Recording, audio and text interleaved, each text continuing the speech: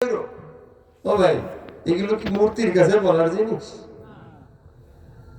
তবে এখানে শিক্ষণীয় বিষয়, বছরের শেষে কি করতে হয় অন্তত এতটুক তারা বুঝেছে, আমরা মুসলমান বুঝি নাই। ঠিক কিনা জানে কার? ওই মূর্তির পূজারী যারা, তারা বুঝতে পেরেছে একটা বছরে যে অন্যায় করেছি, বছরের শেষ রাত আমাদের দেবতার কাছে যে মাপ চাইতে হবে।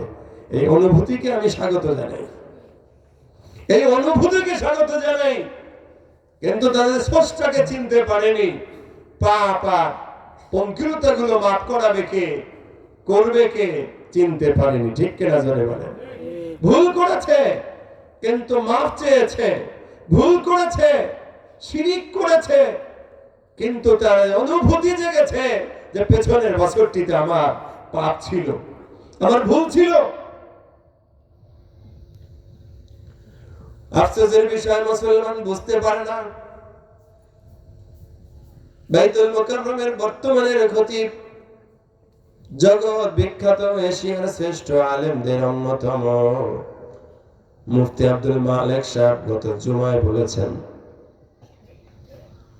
এই অনুষ্ঠান 31st নাইট শেষটাকে বিদায় দেওয়া, শুরুটাকে স্বাগত জানানো ইসলাম পছন্দ করে না। ইসলাম বলে ফজর উদযাপন করো,